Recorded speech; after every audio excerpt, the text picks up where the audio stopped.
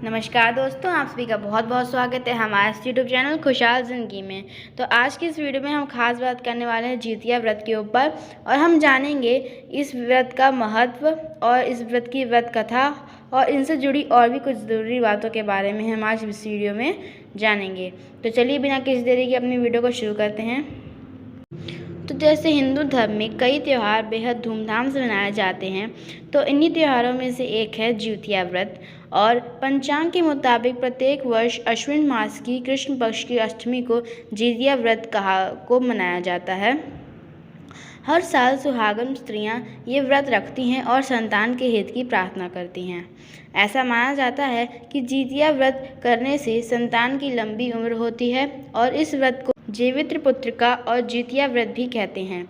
इस साल 28 से 30 सितंबर तक यह मनाया जाएगा। और ये जो व्रत होता है ये सबसे कठिन व्रतों में से एक व्रत है, क्योंकि 3 दिनों तक चलने वाला इस व्रत को ज्योतिषाचार्य सबसे कठिन व्रतों में से एक मानते हैं। और इस दिन माताएं अपनी संतान की लंबी कामना या उम्र के लिए निर्जला व्रत रखती हैं।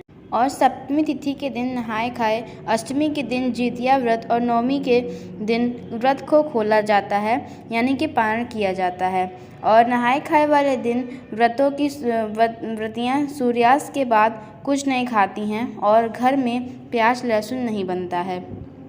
तो चलिए अब हम बात कर लेते हैं जितिया के महत्व के बारे में। तो पौराणिक मान्यताओं के अनुसार इस व्रत का महत्व महाभारत काल से जुड़ा हुआ है। कहते हैं कि उत्तरा के गर्भ में पल रहे पांडव पुत्र की रक्षा के लिए श्री कृष्ण ने अपने सभी पुण्य कर्मों से उसे पुनर्जीवित किया था। और तब से ही स्त्रियां अश्विन मास के कृष्ण पक्ष की अष्टमी तिथि को निर्जला व्रत रखती हैं और कहते हैं कि इस व्रत के प्रभाव से भगवान श्री कृष्ण स्त्रियों की संतानों की रक्षा करते हैं। और दूसरा, धार्मिक कथाओं के मुताबिक बताया जाता है कि एक विशाल पाकड़ के पेड़ पर एक चील रहती थी। उसके पेड़ के नीचे एक सियारिन भी रहती थी और दोनों पक्की सहेलियां भी थीं। दोनों ने कुछ महिलाओं को देखकर जितिया व्रत करने का संकल्प लिया और भगवान श्री कृष्ण ने जीवतवाहन की पूजा की और व्रत करने का प्रण ले लिया। लेकिन जिस दिन दोनों को व्रत रखना था, उसी दिन शहर में एक बड़े व्यापारी की मृत्यु हो गई और उसके दाह संस्कार में सियारिन को भूख लगने लगी। मुर्दा देखकर वह खुद को रोक न सकी और उसका व्रत टूट गया। पर चील ने संयम रखा और नियम व श्रद्धा के अगले दिन व्रत का पालन किया। अगले जन्म में दोनों सहेलियां ब्राह्मण पुत्र की पुत्रियों के रूप में उन्होंने जन्म लिया और उनके पिता का नाम भास्कर था। चील बड़ी बहन थी और सियारिन छोटी बहन के रूप में जन्मी। चील का नाम शीलवती रखा गया और शीलवती की शादी बुद्धसेन के साथ हुई, जबकि सियारिन का नाम कुप्रावती रखा गया और उसकी शादी उस नगर के राजा के मलायकेतु से हुई। भगवान जीवतवाहन के आशीर्वाद से शीलवती के 7 बेटे हुए, पर कुप्रावती के सभी बच्चे जन्म लेते ही मर जाते थे। कुछ समय बाद शीलवती के 7 पुत्र बड़े हो गए और वे सभी राजा के दरबार में काम करने लगे तथा कुप्रावती के मन में उन्हें देखकर ईर्ष्या की भावना आ गई और उसने राजा से कहकर सभी बेटों का सर काट दिया।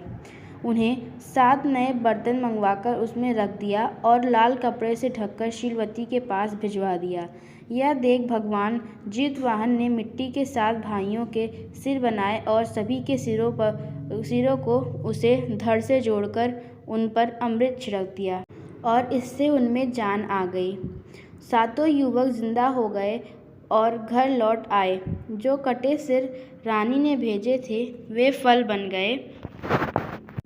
दूसरी ओर रानी कुप्रावती बुद्धसेन के घर से सूचना पाने को व्याकुल थी। जब काफ़ी देर सूचना नहीं आई तो कुप्रावती स्वयं बड़ी बहन के घर पहुंची। वहां सबको जिंदा देखकर वह शून्य रह गई। जब उसके होश आए तो बहन को उसने सारी बात बताई। अब उसने अपनी गलती पर पछतावा हो रहा था। भगवान जीतवाहन की कृपा से शीलवती के पूर्व जन्म की बातें याद आ गईं। वह कुप्रावती को लेकर उसी पाकड़ के पेड़ के पास गई और उसे सारी बात बताई। कुप्रावती बेहोश हो गई और मर गई। जब राजा को इसकी खबर मिली तो उन्होंने उसी जगह पर जाकर पाकड़ के पेड़ के नीचे कुप्रावती का दाह संस्कार कर दिया। तो ये थी जितिया व्रत की दोनों कथाएं, और मैंने इस वीडियो में आपको उसका महत्व और तिथि जब जितिया व्रत किस दिन पड़ेगा वो सब बता दिया है। तो अगर आपको हमारी वीडियो पसंद आती है तो प्लीज़ हमारे चैनल को लाइक, सब्सक्राइब और शेयर करिएगा, जिससे हम आपके लिए ऐसी अच्छी वीडियोज़ लाते रहें। तब तक के लिए नमस्कार, धन्यवाद और अपना ध्यान रखें।